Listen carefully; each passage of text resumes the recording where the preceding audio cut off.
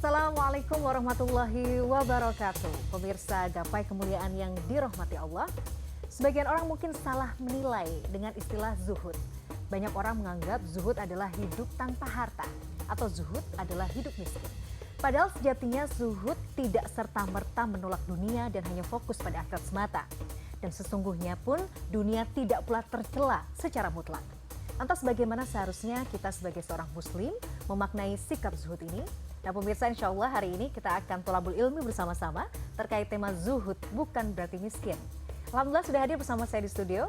Seperti biasa, Ustadz kesayangan kita semua, Ustadz Hilman Fauzi. Assalamualaikum Ahilman. Waalaikumsalam warahmatullahi wabarakatuh. Sehat? Alhamdulillah sehat. Terima kasih sudah hadir di studio untuk sama-sama berbagi ilmu dengan pemirsa gapai kemuliaan. Dan saya juga mengingatkan bagi Anda pemirsa yang juga memiliki pertanyaan, Anda bisa mengirimkan pertanyaan Anda melalui nomor WhatsApp yang tertera di layar kaca. Ahilman, beberapa kajian sebelumnya mungkin kita sempat menyinggung zuhud ini ya. Hari ini insya Allah kita akan bahas lebih dalam terkait zuhud ini. Tadi kan disampaikan sebenarnya zuhud itu bukan berarti hidup miskin. Betul. Dan bukan berarti tidak butuh harta sama sekali. Betul. Karena dunia tadi yang saya riset juga ya Ahilman ya, tidak serta-merta kemudian tercela secara mutlak. Betul. Bagaimana kemudian kita membumikan definisi ini? Tafadhol. Baik, bismillahirrahmanirrahim. Alhamdulillahirabbil alamin. Allahumma shalli ala sayyidina Muhammadin sallallahu alaihi wasallam wa ala alihi washabbihi ajmain. Amma ba'du. Pamila dan seluruh pemirsa CNN Indonesia yang dicintai Allah. Setiap kita itu pasti ingin mendapatkan kehidupan yang lebih baik ya. Ingin hidup mulia, ingin hidup bahagia, dan ingin hidup mendapatkan keberkahan. Betul. Di antara prinsip yang bisa kita pahami agar hidup kita mendapatkan kebaikan dan kemuliaan, pemirsa bisa lihat di surat Al-Qasas ayat 77. Surat ke-28, surat Al-Qasas ayat 77. Di ayat itu Allah mengutarakan beberapa prinsip-prinsip hidup yang jika kita hadirkan selama hidup akan mengantarkan kebaikan dalam hidup kita. Apa kata Allah? A'udzubillahi minasyaitonir rajim. Wabtaghi fima atakallahu darul akhirah. Dan carilah keutamaan urusan akhirat dari apa yang Allah berikan kepada kamu sekalian. Wala tansa nasibaka minad dunya. Dan jangan lupakan urusan dunia. Orientasinya akhirat, jalannya dunia. Nah, yang ketiga, wa ahsin kama ahsanallahu ilaika, dan berbuat baiklah kepada siapapun sebagaimana Allah berbuat baik kepadamu, wala tabghil fasada fil ard, dan janganlah membuat kerusakan, innallaha la yuhibbul mufsidin, sesungguhnya Allah tidak menyukai orang yang berbuat kerusakan. Dari 4 prinsip itu kita bisa lihat, yang pertama, orang tuh kalau mau bahagia hidupnya, jadikan akhirat sebagai orientasinya. Tapi saat dia hidup di dunia, jangan lantas dia melupakan dunia. Nah, ketika kita memahami zuhud, apa itu zuhud? Zuhud itu kan asal katanya dari jahada ya, artinya bersungguh-sungguh. Bersungguh-sungguh untuk mendapatkan akhirat.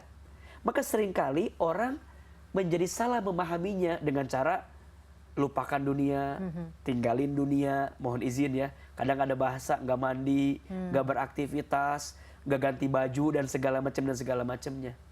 Kalau saya kira sih kalau nggak ganti baju, nggak mandi, namanya bukan zuhud ya, namanya zorok. Zorok gitu pakai Z. Iya. Jadi zuhud itu bukan berarti dia melupakan dunia. Tetap dia punya orientasi akhirat, tapi dunianya menjadi jalan gitu. Nah kalau dunia menjadi jalan, maka boleh nggak kita mendapatkan dunia? Boleh. Boleh nggak kita kemudian mencari dunia? Boleh. Tapi saat kita mencari dunia dan kita mendapatkannya, jadikan jalan untuk mendapatkan akhirat. Karena tadi Mbak Bila sampaikan, kan tidak semua dunia itu buruk. Betul. Izin ya, kita bisa berinfak karena kita punya harta. Kita bisa memberi beasiswa kepada anak yatim piatu karena ada harta. Kita bisa bangun rumah sakit gratis karena ada harta. Kita bisa memberi santunan kepada orang yang membutuhkan karena ada harta. Jadi tidak semua dunia itu buruk. Tergantung bagaimana cara kita membawanya. Makanya kalau ada bahasa begini, nggak usah ngoyo lah cari dunia gitu. Dunia nggak dibawa mati. Kalau kata Ahilman mah, tidak benar semuanya ya. 100%. Dunia itu bisa dibawa mati, Betul. tergantung bawanya seperti apa. Kalau dengan dunia dia menjadikan tambah dekat ke Allah, berarti baik. Kalau dengan dunia itu menjadi jauh dari Allah, berarti buruk gitu. Makanya zuhud bukan berarti tidak mencari dunia. Zuhud tetap dia mencari dunia, tapi dunianya dijadikan jalan mendapatkan akhiratnya. Maka nanti orang itu bisa mendapatkan kemuliaan dalam hidup itu dengan 4 kan. 1 dengan tahta, 2 harta, 3 ilmu, 4 tenaga. Nah, masing-masing 4 ini bisa punya andilnya dan dicontohkan oleh orang-orang terdahulu sebelum kita. Contoh tahta. Kita mengenal Abu Bakar As-Siddiq, kita mengenal Umar bin Khattab. Masya Allah, beliau itu adalah orang yang punya tahta. Tapi dengan tahtanya dijadikan jalan untuk bersungguh-sungguh mendapatkan akhirat. Makanya pemirsa, kalau sekarang kita mau berkarir, mau mendapatkan pekerjaan, jangan nanggung gitu loh. Karirnya cari karir yang tertinggi. Ya, kalau di perusahaan bermimpi jadi direktur utama. Ya kalau di sebuah bangsa negara bermimpi jadi presiden. Ya jangan nanggung, tapi saat mendapatkan itu jadi jalan untuk mendapatkan akhirat. Nah, itu zuhud kalau menurut saya. Kayak Utsman bin Affan, Abdurrahman bin Auf. Sekarang uangnya masih ada bahkan Masya sekarang Allah, kan wakafnya Utsman bin Affan itu. Beliau kaya. Jadi kalau jadi orang kaya jangan nanggung, jadi kaya sekalian gitu. Nah, tapi dengan kayanya jadi tambah dekat ke Allah. Yang ketiga, Ali ngerti harta saya nggak terlalu, tahta udah ada yang duluan. Maka Ali kejar yang ketiga, ilmu. Maka Ali menjadi orang yang ilmunya luar biasa. Dan beliau saat berilmu jadi ekspertis yang luar biasa. Tapi ada yang keempat, Bilal. Beliau nggak punya tahta, beliau nggak punya harta, beliau juga ilmunya biasa aja. Tapi beliau menggunakan tenaga untuk mendapatkan kemuliaan. Dengan cara apa? Beliau menjadi muazzinnya baginda Muhammad SAW. Saat beliau azan, apa kata Nabi? Wahai Bilal, engkau azan di muka bumi, tapi sendal tarumpahmu sudah sampai di surga. Maka artinya, jangan memahami zuhud itu dengan miskin. Jangan memahami zuhud itu dengan tidak punya apa-apa. Zuhud itu saat kita mendapatkan dunia dan dunianya menjadi jalan mendapatkan akhirat. Tapi bukan satu-satunya. Kalaupun kita nggak dapat dunia, masih bisa zuhud. Dengan apa? Kesederhanaan yang bisa kita dapatkan. Karena menurut saya, hari ini yang menjadi PR besar itu bukan berlimpah atau tidak berlimpahnya, tapi bagaimana gaya hidup kita yang sederhana. Setuju Ahilman. Kalau untuk jadi kaya mas sekarang mah gampang atuh, bisa dipoles lah, ya kan? Handphone ganti yang keren, pakaian ganti yang keren, orang bisa bilang kita kaya. Dan sekarang kan ada fenomena namanya flexing gitu kan, menunjukkan kekayaan seakan-akan kaya. Makanya saya memang lebih seneng jadi kaya beneran daripada kelihatan kaya. Setuju Ahilman ya. Karena biasanya orang kaya beneran gak pernah nunjukin kekayaannya. Dan biasanya orang yang sering nunjukin kekayaannya berarti dipertanyakan kekayaannya. Betul. Gitu. Iya, Masya Allah. Jadi kalau ada istilah misalnya saya pengen kaya, saya mau jadi miliarder, ya nggak apa-apa sebenarnya. Nggak apa-apa. Tapi itu tadi tujuannya, purpose-nya untuk apa? Akhirat. Ya kan Ahilman ya. Betul. Saya pernah baca Ahilman ini terkait zuhud. Mungkin nanti Ahilman bisa mengelaborasi.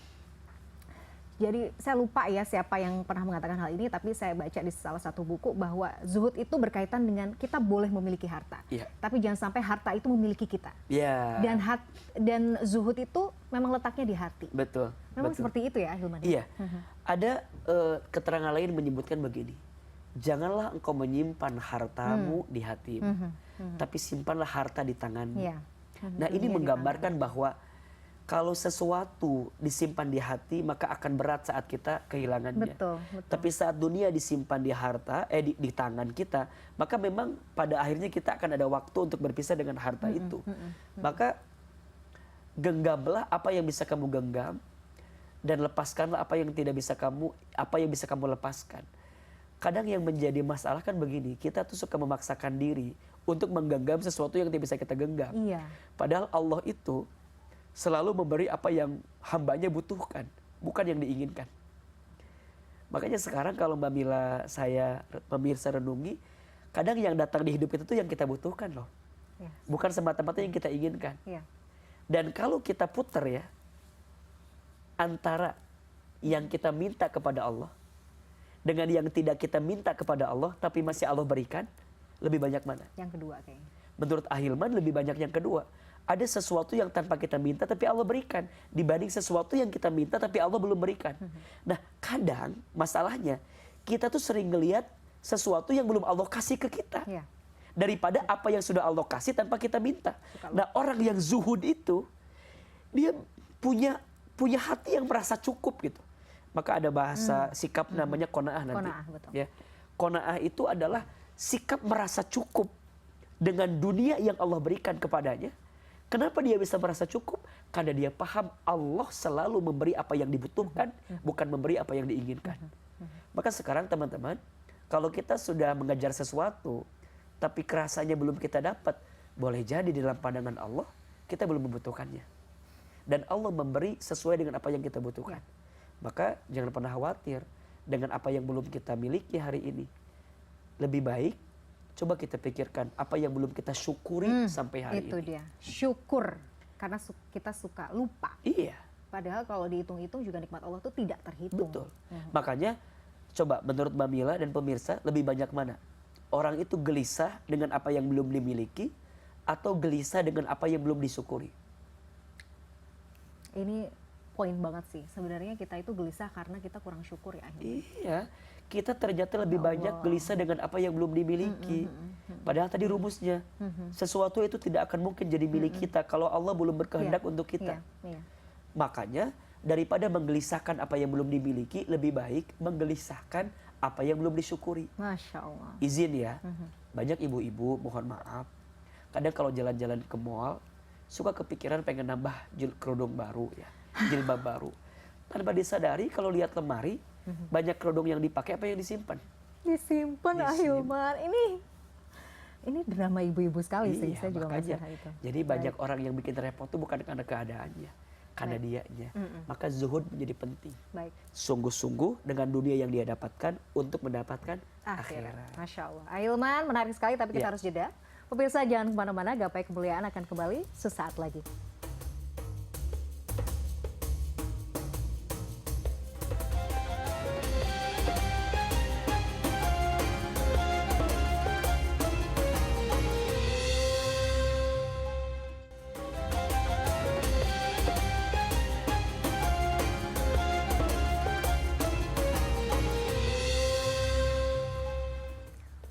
Pemirsa, terima kasih Anda masih menyaksikan Gapai Kemuliaan dalam episode Zuhud Bukan Berarti Miskin. Ahilman, kita lanjutkan. Kalau kita bicara soal zuhud ini, yang menarik adalah baginda Rasulullah SAW. Beliau ini kan memang, kita tahu lah, beliau ini kan karakternya sederhana. Bahkan beliau meminta untuk diwafatkan aja dalam kondisi yang miskin gitu. Kalau tidak salah seperti itu. Nah, di sisi lain sebenarnya kalau kita bicara zuhud bukan berarti kita juga jadi miskin, kita boleh kaya untuk tujuan akhirat. Nah, sebenarnya bagaimana kemudian orang ini kan seolah-olah kontradiksi ya. Tapi bagaimana sebenarnya ini bisa kita pahami dua-duanya? Iya. Allahumma ja'alni miskinan wa amitna miskinan. Ya Allah, jadikan aku orang miskin dan wafatkan aku dalam keadaan miskin.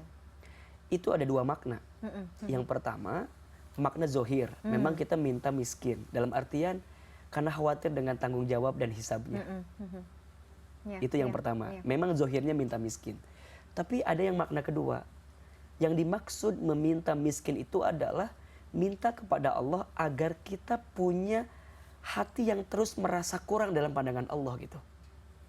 Jadi maksudnya kita tuh nggak, walaupun kita dikasih harta, tetap kita tuh yakin ini dari Allah. Ini karena Allah. Nah, itu yang dimaksud.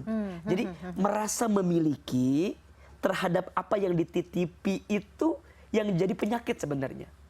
Maka kita minta, ya Allah, kalaupun Engkau karuniakan kepada kami harta, tanamkan di hati ini rasa bahwa kami nggak hebat kok, kami nggak kaya, Engkau yang maha kaya. Nah, itu maksudnya. Karena ada orang yang dikasih harta jumawa, merasa kurang juga banyak banget ya. Iya, ada orang yang dikasih harta sombong, ada orang yang dikasih harta merasa bahwa dia segalanya. Nah, minta miskin artinya bahwa ya Allah, tidak apa-apa Engkau berikan kami harta, tapi jadikan hati kami itu hati yang merasa bahwa tetap ini adalah karunia darimu. Itu maksudnya. Atau singkatnya kita merasa memang kita tuh nggak punya apa-apa. Nggak apa-apa. Gitu ya Ahilman. Betul. Sama sekali mungkin apa yang kita punya, yang kita pakai, bahkan mungkin harta, keluarga, kedudukan yang kita punya, bukan yang kita punya ya, yang diberikan kepada kita itu titipan ya. Iya, itu. Okay. Jadi yang dimaksud miskin itu yang pertama zohirnya memang minta miskin, karena khawatir hisabnya begitu berat. Yang kedua, kita miskin secara konteksnya. Iya. Ya. Paham, ya. Maksudnya kita nih seberapa pun dikasih sama Allah, tetap ngerasa kita tuh miskin. Nggak punya apa-apa. Karena hati-hati yang menjerumuskan seseorang ketika diberikan nikmat oleh Allah apa? Sombongnya, jumawanya, ujubnya. Maka kita minta kepada Allah, ya Allah, jadikan kami orang miskin yang senantiasa merasa lemah dalam pandanganmu. Dan kami juga wafat nanti dalam keadaan merasa lemah, kami gak punya apa-apa kecuali itu yang engkau berikan untukku. Itu poinnya. Betul sih Ahilman, karena hakikatnya ketika kita meninggal, kita tuh emang gak bawa apa-apa ya Ahilman. Gak bawa apa-apa. Hanya selembar kain yang menutup tubuh kita kelak ya. Kata Nabi, ketika seseorang wafat, yang akan mengikutinya 3 kan. Ahluhu wa maluhu wa amaluhu. Keluarganya, hartanya, dan amalnya. Dari 3 itu, 2 balik lagi, 1 ikut ke dalam. Apa yang akan balik lagi? 2, keluarga dan harta. Keluarga kita, secinta apapun kita sama keluarga, saat kita wafat, mereka berpisah dengan kita. Kita punya suami yang ganteng, punya istri yang cantik, punya anak-anak yang lucu. Saat kita wafat, mereka berpisah dengan kita. Mereka hanya menghantarkan kita sampai depan kubur. Atau sampai depan liang kubur saja. Yang kedua, harta. Harta sebanyak apapun gak ikut dengan diri kita ke dalam kubur. Bahkan mohon izin ya, kita punya mobil yang bagus, pas kita wafat mah kitanya pakai ambulan ya. Mobil yang bagusnya nggak dipakai sama kita, boleh jadi dipakai sama orang lain. Sedih kan ya. Ya Allah. Tapi yang akan ikut apa? Wa amaluhu, dan amalnya. Maka kita boleh punya harta, jadikan jalan buat beramal ke Allah. Kita boleh punya keluarga, tapi jadikan keluarga kita sebagai apa? Ladang amal untuk tambah dekat ke Allah. Itu poinnya. That's the point sih. Betul. Jadi gunakan dunia ini untuk tujuan akhirat. Kembali lagi itu yang harus diingat. Ahilman, seperti biasa sudah ada pertanyaan yang juga masuk dari pemirsa Gapai Kemuliaan. Kita akan simak bersama. Assalamualaikum Pak Ustadz, saya ingin bertanya. Banyak orang bilang hidup kaya itu repot di akhirat karena pertanggungjawaban kekayaannya banyak. Gimana menurut agama? Terima kasih. Wassalamualaikum warahmatullahi wabarakatuh. Waalaikumsalam warahmatullahi wabarakatuh. Pertanyaan dari Mbak Nining. Ahilman, kalau punya banyak harta, khawatirnya di akhiratnya repot karena hisabnya panjang. Betul. Iya ya. Betul. Tapi bukan berarti kita juga nggak boleh kaya kan, tadi kembali lagi Ahilman ya. Nanti di akhirat ada orang yang paling terakhir di hisabnya. Siapa? Orang kaya. Tapi nanti juga ada orang yang pertama cepat hisabnya. Orang kaya juga. Oke. Gimana tuh jadinya ya? Yang tapi terakhir, kan repot. Maksudnya kalau kita logikanya adalah hartanya kan banyak. Jadi yang paling akhir dihisab, yang orang paling kaya. banyak harta. Iya. Yang paling awal juga cepat itu orang banyak harta. Kenapa bisa begitu? Hanya beda angle-nya aja. Oke. Orang yang terakhir hartanya tidak jadi jalan dekat ke Allah. Oke. Ya. Orang yang pertama hartanya diinfakkan di jalan Allah. Itu bahkan harta yang kekal tuh seperti itu ya. Makanya harta itu dibagi 3. Yang dimakan, mohon maaf jadi kotoran. Betul. Yang disimpan jadi tabungan. Kalau kita wafat jadi warisan. Ada harta yang diinfakkan di jalan Allah. Itulah harta yang akan mengantarkan kita ke surganya Allah Subhanahu wa taala. Maka apakah harta paling berat hisabnya? Iya. Tapi tergantung kita menggunakannya. Ada orang yang hisabnya paling akhir karena hartanya banyak tapi nggak dipakai jalan dekat ke Allah. Tapi juga ada harta orang yang cepat dihisabnya karena selama dia hidup Allah titipkan harta, kemudian dia dermawan, dia berbuat baik kepada siapapun. Maka nanti itu Babila dalam hadis dikatakan di hari kiamat itu manusia akan ditanya 4 perkara. Oke, 4 perkara. La tazulu qadama 'abdin yaumal qiyamah hatta yus'al. Tidak akan bergeser kaki seorang manusia ketika nanti hari kiamat sebelum dia ditanya 4 pertanyaan. Yang pertama, an umrihi fima afnah. Umurnya dihabiskan untuk apa? Yang kedua, wa an ilmihi fima fa'ala. Ilmunya diamalkan untuk apa? Yang ketiga, wa an jismihi fima ablah. Fisiknya, jasadnya digunakan untuk apa? Yang keempat, wa an malihi, tentang hartanya.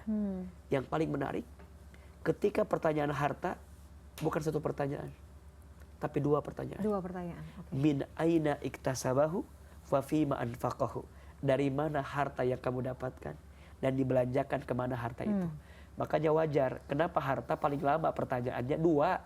Iya, betul. Kamu dapat dari mana ini? Kamu apain itu? Setelah itu kamu dibelanjakan kemana? Makanya harta itu benar paling berat hisabnya. Terus ahilman, mending miskin aja kalau begitu. Ya enggak juga. Enggak juga. Kalau dengan harta banyak jadi tambah dekat ke Allah, amalnya banyak, itu lebih bagus. Karena banyak orang yang sudah meninggal, ketika dia diminta hidup lagi maunya apa? Fa'asaddaqa wa akun minas solihin. Aku ingin menjadi orang yang bersedekah dan menjadi orang yang soleh. Ini kata kuncinya. Sedekah orang soleh. Berarti setiap apapun yang dia dapatkan jadi jalan buat sedekah dan jadi jalan buat soleh kepada Allah Subhanahu wa taala. Oke, Ahilman, saya sepakat lah itu. Kita semua paham bahwa kalau kita punya harta akan lebih baik jika harta itu kita gunakan untuk sedekah, misalnya infak atau apapun di jalan Allah. Tapi batasannya gimana ya, Ahilman? Tapi kita masih tetap boleh nyimpen dong. Kita tetap boleh nabung misalnya untuk masa depan, untuk pendidikan anak misalnya, untuk investasi. Kadang-kadang tuh orang suka bingung. Berarti gimana ya supaya apa disedekahin semuanya, tapi nanti jadinya kita nggak punya apa, misalnya gitu, ada orang berpikir begitu. Bagaimana ya Islam kemudian memandang hal ini? Baiknya tuh seperti apa ya? Iya, sekarang kita bikin gini aja. Kalau dalam tubuh kita pernah bahas setengah, 1/3 buat makanan, sepertiga buat minuman, sepertiga buat nafas kita. Iya, udara. Nah sekarang bayangkan seperti itu aja.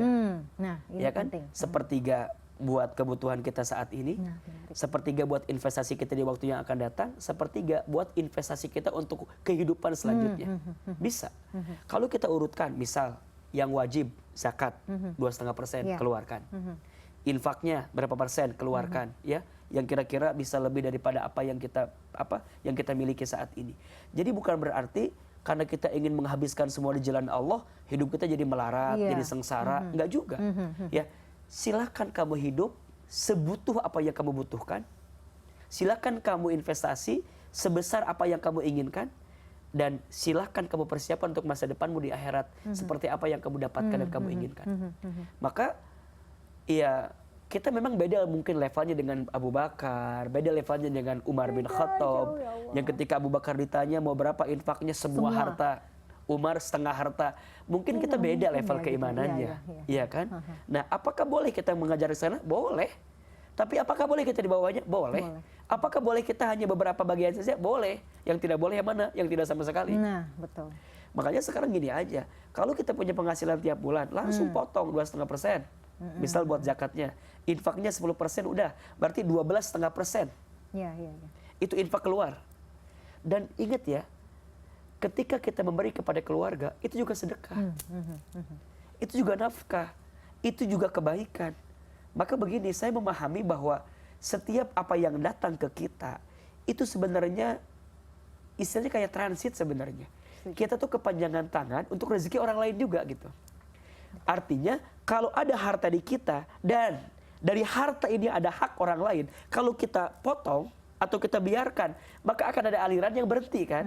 Ujungnya apa yang mau kita dapatkan selanjutnya pun terhenti. Bukan salahnya keadaan kita, tapi karena salahnya kita menghambat rezeki yang harusnya muter. Maka uang itu kata Imam Ghazali, konsepnya bukan stuck money, tapi flow konsep, harus muter gitu. Dan itu yang kita pahami dengan urusan harta. Maka yakin ya dengan hadis Nabi, seseorang itu tidak akan diwafatkan oleh Allah sebelum habis jatah rezekinya. Baik. Kalau kita memahami rezeki itu adalah urusan harta misalnya, maka selama kita hidup, selama itu kita masih akan dititipkan urusan rezeki oleh Allah Subhanahu wa taala. Baik. Ini menarik ya bicara harta. Jangan ya. takut. Jangan takut. Ahilman, kita harus jeda. Ya, Pemirsa sama-sama. jangan kemana-mana. Gapai kemuliaan akan kembali setelah jeda yang satu ini.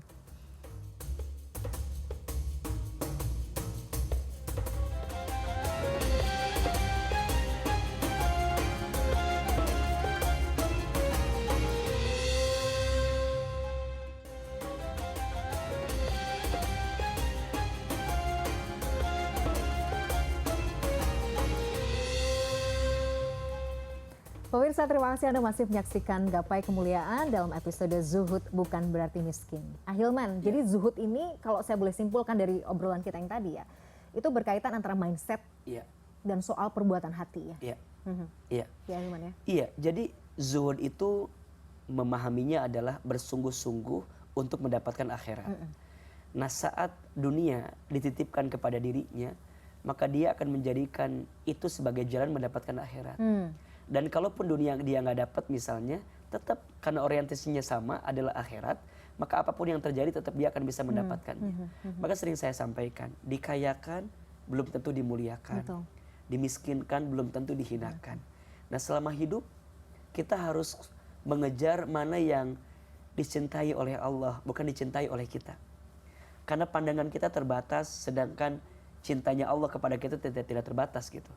Maka ada satu kaidah yang sering kita dengar itu, ya, i'mal lidunyaka ka'annaka ta'isu abada wa'mal li akhiratika ka'annaka tamutu ghada. Hiduplah kamu atau beramallah kamu untuk dunia seakan-akan kamu akan hidup selamanya. Tapi ingat, beramallah kamu untuk akhirat seakan-akan kamu akan mati esok hari. Nah, ini dua angle yang berbeda tuh. Jadi angle pertama, kalau bicara dunia, ayo serius. Seakan-akan kamu akan panjang hidup gitu. Tapi ingat, kamu juga harus menyiapkan bekal akhirat. Kenapa? Seakan-akan kamu akan wafat esok hari. Nah, kalau ini dikombin, maka dunia yang dia dapatkan tadi secara serius, maka akan jadi jalan buat akhirat. Kenapa? Karena boleh jadi besok lusa kita akan wafat. Dan siapa orang yang paling bahagia? Adalah orang yang ketika Allah berikan kebahagiaan dunia, dan kebahagiaan dunianya dia jadikan jalan mendapatkan kebahagiaan akhiratnya. Maka dalam doanya kan sering kita baca tuh, Rabbana atina fid dunya hasanah wa fil akhirati hasanah wa qina adzabannar. Bukan hanya wa fil akhirati hasanah, tapi kita minta dunia juga hasanah. Ya, pertanyaannya, kenapa kita minta dunia hasanah? Kita berharap kalau dunia kita baik, syukur-syukur dengan dunia yang baik, akhir kita juga baik. Dan itu yang menjadikan kita bisa lebih dekat dengan Allah, masuk ke dalam surga, dan Allah jauhkan dari siksa api neraka. Maka pertanyaannya begini, kalau dengan harta dunia yang kita kejar selama ini membuat kita bisa masuk surga, ayo kejar. Tapi kalau dengan harta dunia malah membuat kita terjelembab pada jurang api neraka, segera bertobat, tinggalkan. Karena bukan itu yang menjadi tujuan utama kita. Tujuan utama kita adalah bagaimana akhirat makin dekat dengan kita, dunia yang kita dapatkan mendekatkan dengan akhirat kita. Nah, kalau ketemu itu, maka itulah orang yang zuhud sebenarnya. Orang yang di hatinya tidak ada orientasi lain, hanya akhirat, akhirat, akhirat. Bahkan orang yang zuhud itu, dia akan menatap semua yang terjadi dengan kacamata hati. Dan kalau udah hati, maka ada cahaya. Maka cahayanya dibimbing oleh Allah, dia akan mengatakan, all is well, semua baik-baik saja. Karena Allah yang maha baik, tidak akan mungkin memberi yang tidak baik untuk kehidupan kita. Itu zuhud. Jadi gak ada bahasa, kok begini, kok begitu, enggak. Orang zuhud itu, ya Allah, engkau mau ngasih, alhamdulillah. Engkau mau ambil apa yang ada di hati ini, silahkan. Engkau mau kasih aku berlimpah, alhamdulillah. Engkau mau bikin aku sempit, terhimpit, sulit, gak apa-apa. Karena di hati ini sudah cukup ada engkau, ya Allah. Gitu. Poinnya tuh mungkin apapun yang kita miliki bisa hilang ya. Bisa hilang. Tapi jangan sampai kasih sayangnya Allah itu yang hilang. Itu yang sering saya sampaikan. Iya kan, Masya Allah. Kita boleh kehilangan apapun, tapi jangan kehilangan cintanya Allah kepada kita. Dan hari ini kita bisa bernafas, bisa bicara, bisa ketemu seperti ini karena rahmat Allah yang tidak pernah berhenti untuk kita. Maka bersyukurlah ya. Bersyukurlah agar kita terus disayang sama Allah Subhanahu wa taala. Masya Allah. Ahilman ini di segmen terakhir tapi bahasanya begitu dalam, menyentuh sampai ke hati. Tapi kita harus berpisah karena waktunya terbatas. Pemirsa, tidak terasa kita sudah sampai di penghujung program Gapai Kemuliaan. Semoga tadi apa yang kita bahas bisa menambah keimanan kita dan kecintaan kita kepada Allah Azza wa Jalla. Saya Maria Rahma dan juga Ustadz Hilman Fauzi undur diri. Insya Allah kita akan jumpa kembali pada Gapai Kemuliaan berikutnya. Wabillahi taufiq wal hidayah. Wassalamualaikum warahmatullahi wabarakatuh.